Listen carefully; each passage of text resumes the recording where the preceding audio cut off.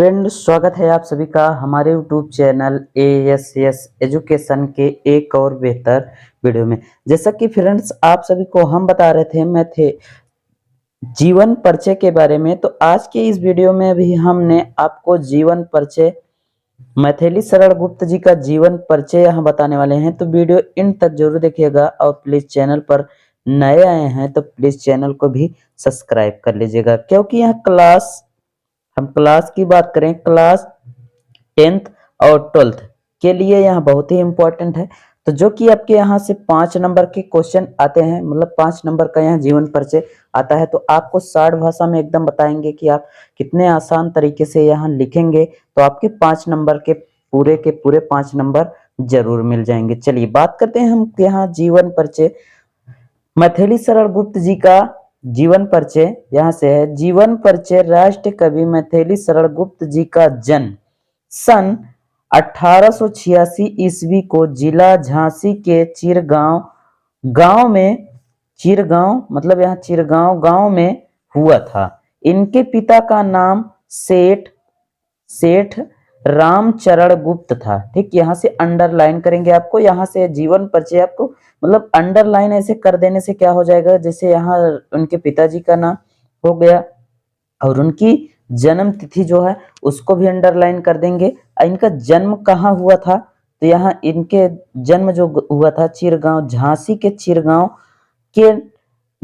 गांव में हुआ था। ठीक, तो इसको अंडरलाइन कर देंगे। तो यही एग्जामिनर सबसे ज्यादा देखते हैं कि यह लड़का क्या किया है। तो ठीक, इन्हीं सब शब्दों को देखने के बाद एग्जामिनर आपके 5 के 5 पूरे नंबर दे देगा। ठीक, इनका निधन सन 1964 ईस्वी को हो गया था। इनका जो निधन हो गया था 1964 ईस्वी में हुआ था।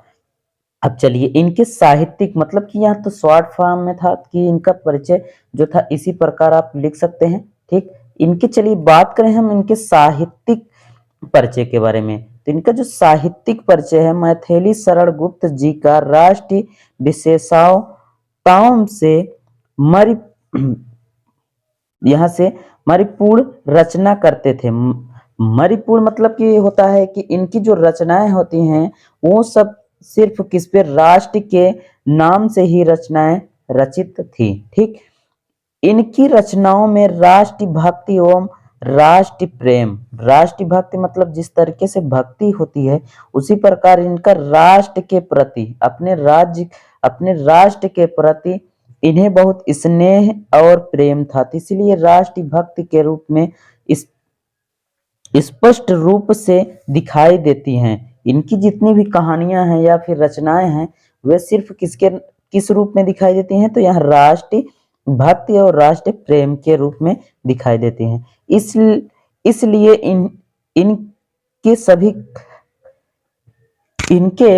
इसलिए इन्हें सभी कवियों ने इन्हें राष्ट्र कवि उपाधि दी। ठीक, राष्ट्र कवि के नाम से उपाधि दी।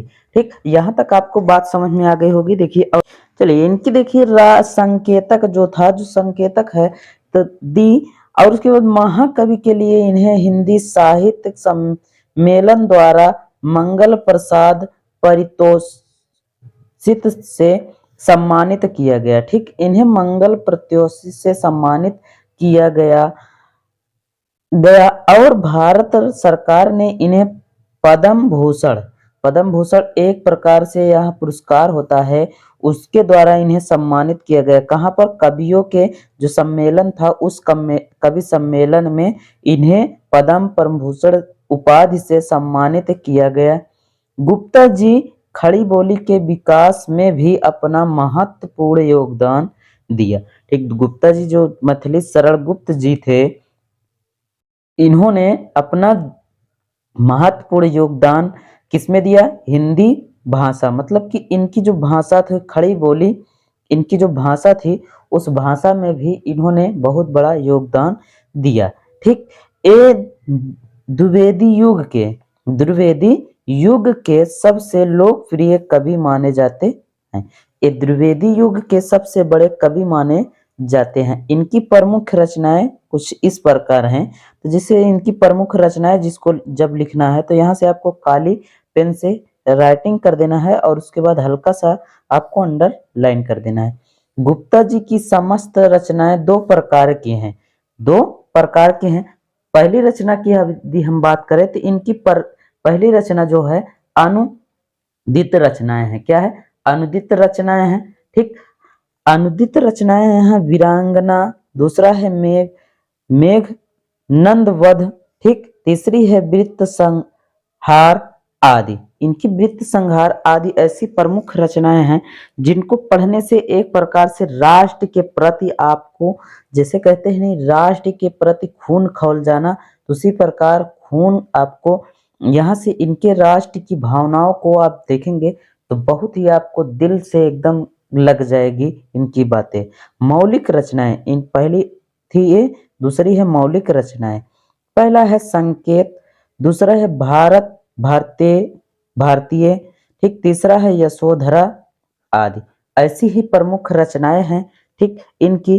तो अगर वीडियो पसंद आए हो तो लाइक शेयर सब्सक्राइब जरूर कीजिएगा और प्लीज चैनल पर पहली बार आए हैं तो चैनल को भी सब्सक्राइब करें। मिलते हैं आपको नेक्स्ट वीडियो में, तब तक के लिए thank you, take care, good bye, जय हिंद।